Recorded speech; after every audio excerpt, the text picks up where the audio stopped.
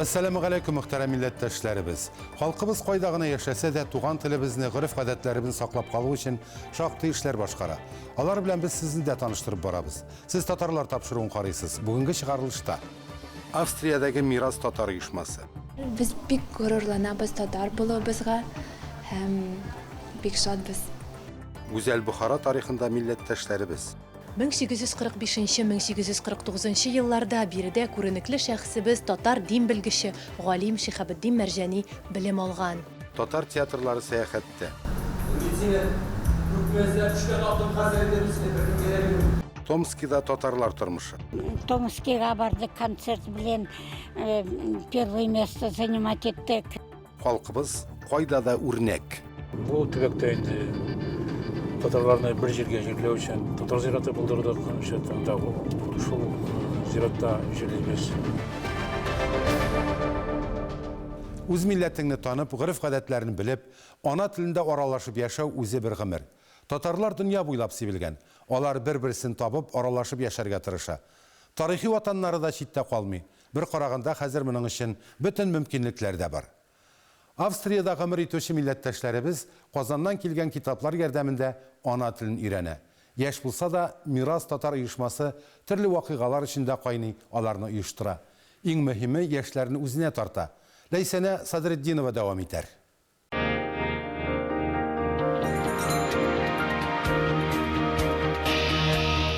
Viyana şəhərində Miras Tatar uyuşması işli. Alar bir küp işaralar uzdıralar. Endi alдағы topshiriqlarimizda aytilgancha Venada Yevropa Tatarlari Alyansining 3-chi qurultoyi o'zdi. Bunda millatdoshlarimiz o'tnaga bir topqir uchrasha, belgilanindida bo'lsa chora hozirlaganda yishiroq.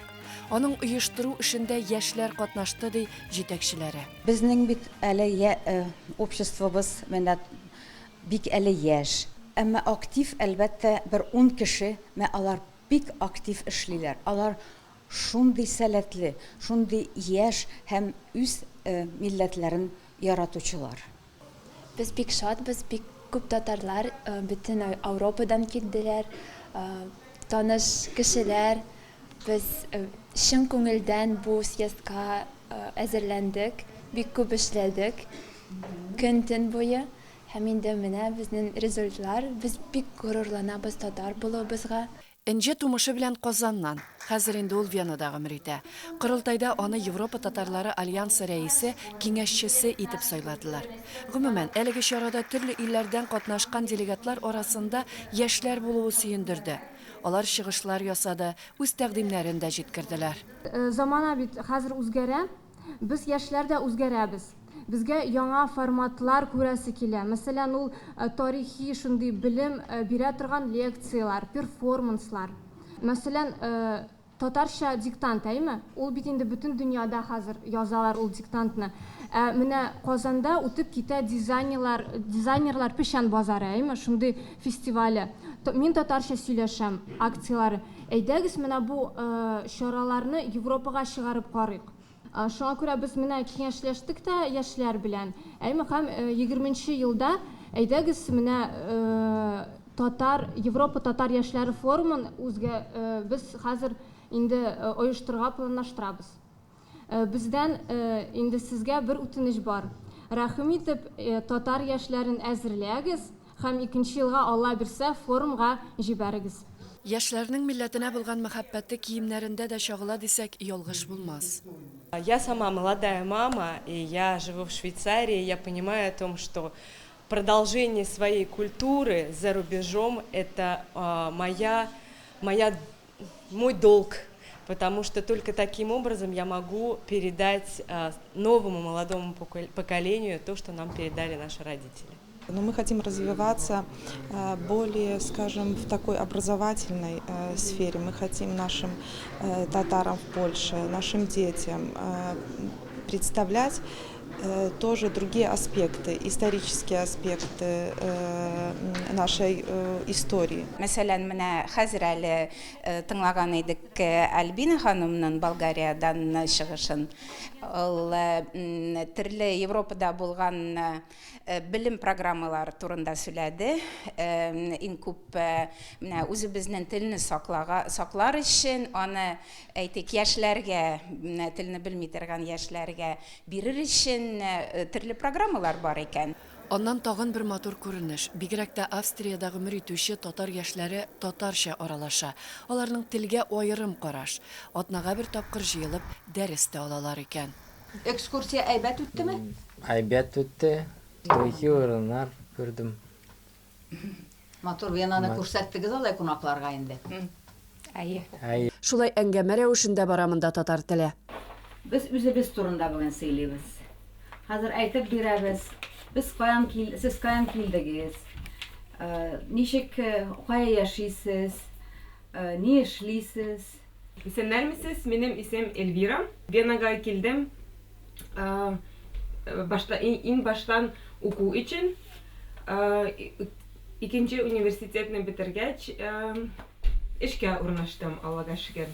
Мин Мәскәүдә тудым. Әтием Татарстаннан, әни Нижгар татарларынан. Мин һөнәр буенча француз теле укытучы.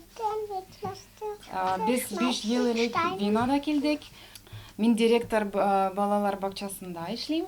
Әйе, алар әле ана телен укуны башлаган гына, һәм аның дәресләре менә әлеге татар гаиләсе ачкан балалар бакчасында уздырыла.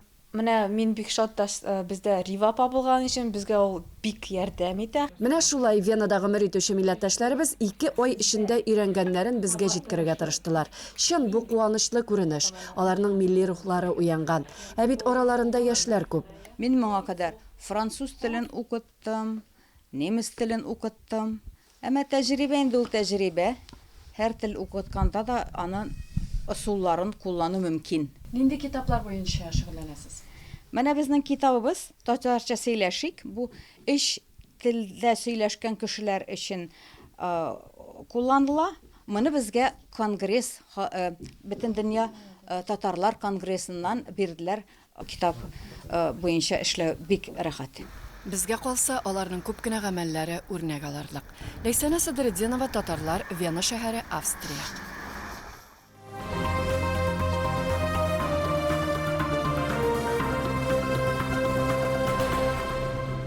Бухара шәһәре Үзбәкстанның көньяк-көнбатышында Кызыл Кым чүлендә урнашкан. Борынгы каланы ачык һавадагы шәһәр музей дип тә йөртәләр. 1993 елда Бухараның тарихи урыннары ЮНЕСКОның бөтен дөнья мирасы шәһәрләре исемлегенә кертелгән. Бухара тарихында милләттәшләребез дә из калдырган. Бүген исә биредә 10 меңнән артык татар яши. Шәһәрнең гүзәл күренешләре һәм тарихы турында хәбәрчебез Динара Хабибуллина видео язмасында. Үзәк Азияның иң борынгы шәһәрләренең берсе Бухара безнең эрага кадәр 1 меңьеллыкның уртасында барлыкка килгән. Археология белгечләре сүзләренчә шәһәрнең яше 2500дән арта. Бухара Зарafshan елгасының түбәнге үзәнендә урнашкан. Шәһәр әлеге елганың иң ире кушылдыкларының берсе буенда формалашкан һәм 2000 елдан артык үз урынын үзгәртмәгән. Урта гасырларда шәһәрне Бухараи Шәриф, ягъни Бөек Бухара дип атаганнар ди милләттәшебез Бухара мирасы фәнни тикшеренү үзәге директоры Роберт Альмеев.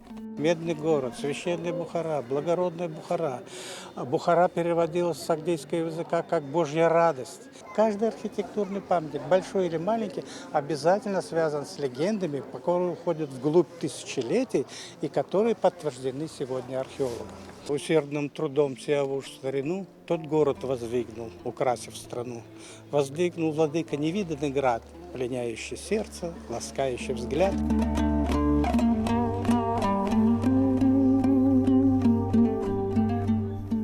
Хәзер без Бухара шәһәренең Поекалон дип исемләнгән мәйданында, аның тарихы 16 гасырга барып тоташа. Биредә мәчет, манара һәм мәдрәсә урнашкан. Бухара үзәгендәге мәдрәсә шәһәрнең иң борынгы һәйкәлләренең берсе булып тора. Менә шул Мир араб мәдрәсәсендә 16 гасырдан алып бүгенге көнгә кадәр дәресләр бер дә туктатылмыйча алып барыла. 1845-1849 елларда биредә күренекле шәхсебез татар дин белгече Галим Шихабетдин Мәрҗани белем алган. Bismillahirrahmanirrahim. Alhamdulillah, assalatu vassalamu ala rasulillah. Amma ba'd. Bu yerda qancha olimlar, qancha allomalar o'qib chiqqan. Shahobiddin Marjoniy bu kishi Tataristonda Hanafiy mazhabini va sof islom dinini olib kirgan inson. 2018 елның февралендә Мир Араб мәдрәсәсендә бөек шәхесебез Шихабетдин Мәрҗанигә багышлап истәлекле такталар урнаштырылды. Берсе мәдрәсәнең үзәк мәйданында латун пластинасы рәвешендә, икенчесе Шихабетдин Мәрҗани укыган сыйныф диварында һәм өченче истәлекле такта татар галиме яшәгән бүлмәдә. Мир Араб мәдрәсәсе aynan shu nomba chiqqan ulamolar orasida Marjoniga ham alohida e'tibor qaratgan. Uni demak risolalari turli ijodiy hayotidagi mana bu yaratilgan turli asarlari ustida ham ishlar olib borilyapti, ilmiy ishlar ham olib borilyapti. Bu ishlarda nafaqat o'qituvchilar, balki talabalar ham ishtirok etishadi. Va Mir Arab madrasasi shunday ulamo o'zimizni madrasamizda o'qiganidan ham albatta faxrlanadi va uni ijodini chuqurroq izlanishga, chuqurroq o'rganishga harakat qilishyapti. Bu ikkala davlat o'rtasidagi do'stona munosabatlarni yana ham mustahkamlaydi degan umiddamiz. Тагын бер кызыклы мәгълүмат. Мәдрәсәдә шәкертләр өчен 114 бүлмә бар. Бу сан изге Коръән сүрәләре саны белән тигез. Бүген биредә 150 укучы белем ала. Ә мәдрәсә янында урнашкан борынгы Колон мәчетендә бер үк вакытта 12 мең кеше намаз укый ала. Сәяхәтебезне дәвам итеп, без Бохараның Арк дип исемләнгән иң борынгы архитектура һәйкәленә юл тоттык. Элек бу юл урынында Рудизар, ягъни Алтын елга аккан. Бохара шәһәренең Арк ныгытмасы тарихтан бөеклек һәм көч символы буларак таныш.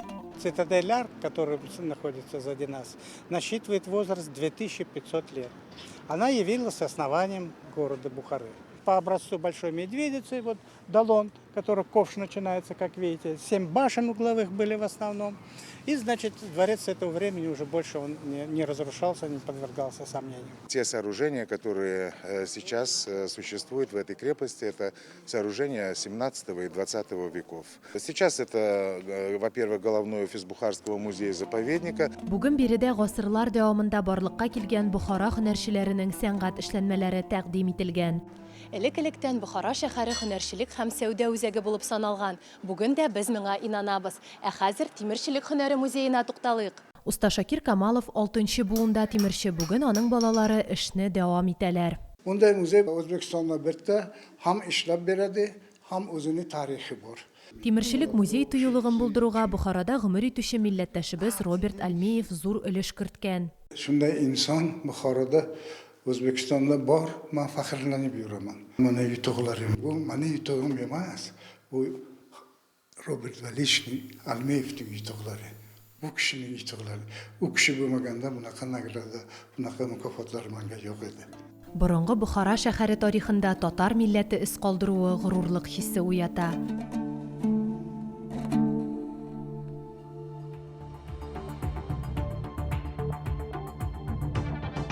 Hörmətli tamaşaçılar, siz Tatarlar tapşırın qarıysız.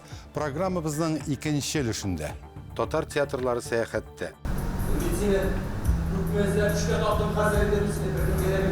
Tomski'da Tatarlar turmuşu. Томскиға бардық, концерт білен первое место занимать еттік. Халқыбыз қойда да өрнек. Бұл түбекте енді татарларны бір жерге жерлеу үшін татар зираты бұлдырдық. Шул зиратта жерлейбез. Заманалар үзгәрә, әммә театрның жанға үтеп керү сәләте мәңгелек. Театрлар дөньяга сибелеп яшәгән милләттәшләребезне дә куандыра. Буа дәүләт сатира театры шул сәяхәтчеләрнең берсе. Казакъстанда ул 3нче тапкыр. Тулырак Таңсылу Насырова җиткерер. Зарыгып көткән Буа театры бүген Нурсултанның укучылар сарайында. Тамаша башлануга санаулы минутлар. Сәхнә артында соңгы әзерлекләр бара. Кызлар көзге алдында кайнаша, ә егетләр үз рольләрен шомарта. Менә безнең кечкенә кызның удагысын бәреп үтерәсе килә. Чөнки ул минем хатын турында әллә нәмәндик кахар суккан сүзләр сөйләп йөри. Тау башында тимер капка, ачыла да ябыла. Тау башында тимер капка, ачыла да ябыла. Менә бу эшләр буенча килү. Әйбәт, тел буенча, милләт мәсьәләләр буенча. Ул бик мөһим. Çünkü bunda bizim milleteşler әле шактый, байтак. Аларның күбесе инде менә сусаган театр сәнгатына. Театр сәнгате дигәннән нәрсә әйтәсе килә инде. Аңлыйлармы дип. Аңлыйлар. Без үзебездә наушникларда әйтәбез. Күпчелек халык инде аңлап карап утыра. Әкәмәт комедия спектакле үзенең беренче күренешеннән үк тамашачының күңелен яулап ала. Комедияның эчтәлегендә тагын бер тамаша. Авыл колхозчыларына 10 көн эчендә спектакль куярга дигән боерык килә. Рольләрне гади авыл халкы башкара. Артист! Менә минем хәбәр! Ә мин аларның артисты! Тошмама, каканы китте! Уяна сузула! Мин дурак түгел! Сез дураклар! Спектакльнең яшерен сюжет юлы мәхәббәт хисе белән сугарылган. Сине башка бер кирәк юк. Мин сине күпмәзләп эшкә таптым, хәзер инде сине бер кирәк юк. Саңгы динде хәл. Инде синең үз гаиләңне низам кылсаң бар. Аңламыйсың шул син мине, Дания. Тамашачылар әкәмәт комедия спектаклен бик җылы кабул иттеләр. Хәтле күңелле итеп елмаеп карадык. Астана татарларына бик күңелле. Үз туган телләрен ишетү, бөтенесе бик куаныч булып шатланып киттеләр. Ул сатира, ул күрсәтте калай булмайды. Без карадык, күлдек, үлен күрдек, уйнадык. Карадык. Рахмет килгәндә. Миңа спектакль бик ошады, бик матур булды. Таңсылу Насырова, татарлар, Нурсултан шәһәре, Казакстан. Алардан иңә нурлар, шул нурларга күмелеп уза безнең гомерләр, әй әбиләр. Томск өлкәсендә өлкәннәр айлыгы дәвам итә. Октябрьнең 1нче атнасында өлкән буын вәкилләре күп михлас, җылы, матур, күңелле сүзләр ишеттеләр. Алар тамаша түрендә. Бүген без сезне Сибирдә урнашкан Стары Короткины Керәшин авылында гомер итүче искиткеч ханым белән таныштырырбыз. Елена Софиуллина дәвам итәр.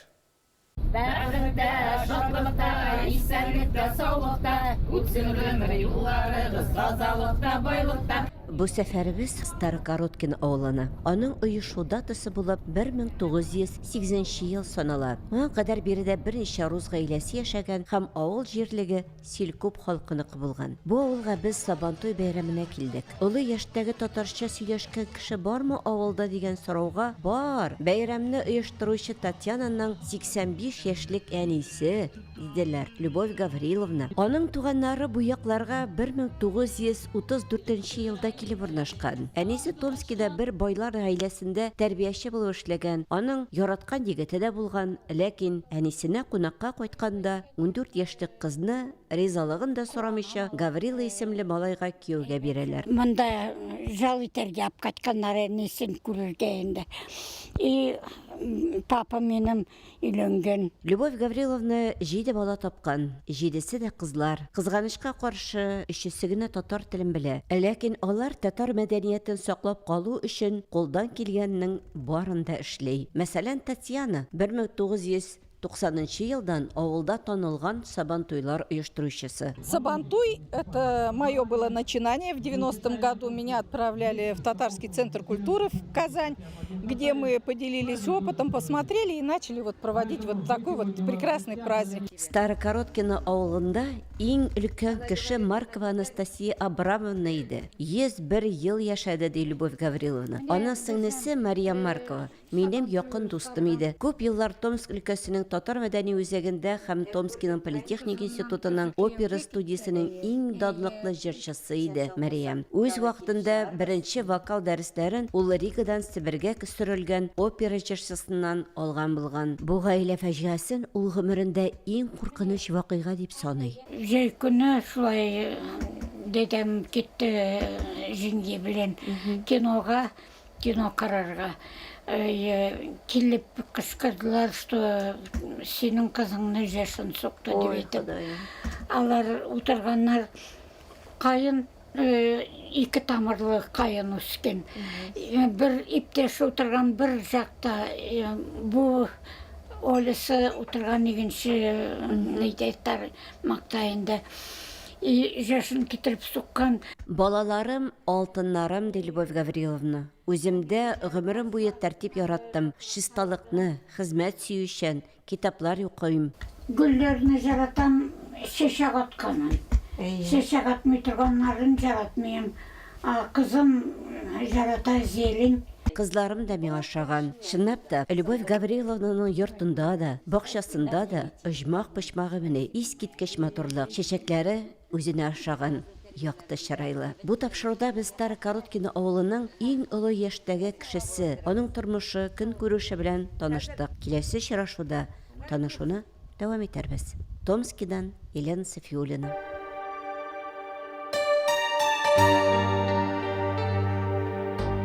Телне һәм милләтне саклауның төп юлы дип мин үзем милли мәгарифне һәм авылларны сакланышын саныйм.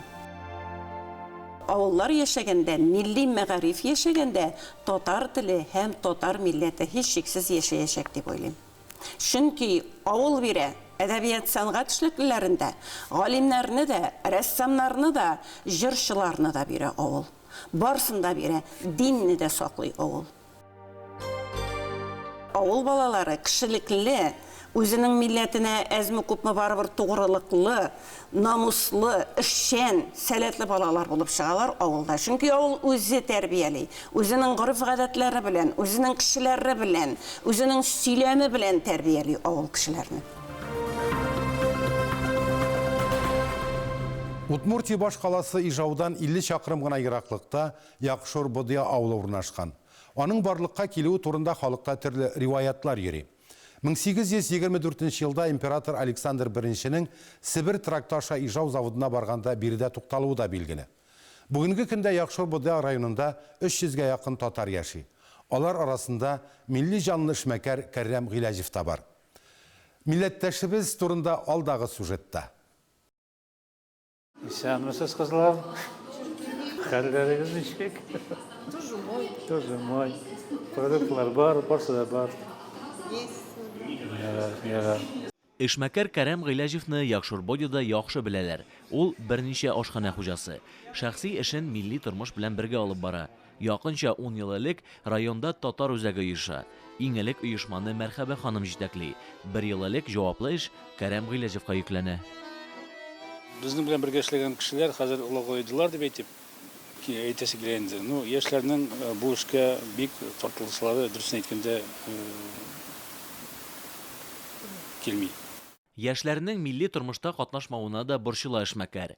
Районда 8 ел рәттән уздырылган сабан туйларда юк хәзер. Соңгысы 2013 елда үткәрелгән. Моның сәбәбе, төп сәбәбе минем иң борчыган нәрсә ул безнең телне белмәү, безнең телдә сөйләшмәү, аңа безнең үзебез гаепледер инде. Районда яшәүче халыкның 55% удмуртлар, 41% руслар, 2% татарлар тәшкил итә. Тел белмәү бер мәсьәлә булса, икенчесе дини тормыш. Якшор-Бодида мәчет тә, имам да юк. Авылга иң якын Аллаһ йорты Ижауда. Кыенлыкларны мөмкин булган кадәр хәл итеп барырга тырышалар шулай да. Тормыш һәркем үзе хәл итә дигән шикелле. Безнең имамыбыз юк. Дини бәйрәмнәрне мин үзем инде туган ягыма, Алабуга районына, туган үскән авылыма үзебезнең мәчеткә кайтып йөрим. Бу төбәктә инде татарларны бер җиргә җирләү өчен татар зираты булдырдык. Анда шул зиратта җирлибез. Телнең, гореф-гадәтләребезнең бетә баруы әлеге районга гына хас булган күренеш түгел. Яшьләр милләт язмышына битараф булмасын иде ди Кәрим Гыйләҗев. Теләк белдерүче актив татарлар булса, авылда янә милли бәйрәмнәребезне яңартырга да әзер ул. Удмуртиядән Нәзир Нигъманов, Эльвира Вахитова, татарлар. Бүгенге менә шулар мөхтәрәм милләттәшләр. Без һәр вакытта сезнең сорау тәкъдимнәрегезне күз уңында тотып эшлибез. Алдагы көндә дә исән-сау очрашырга язсын. Сау булыгыз.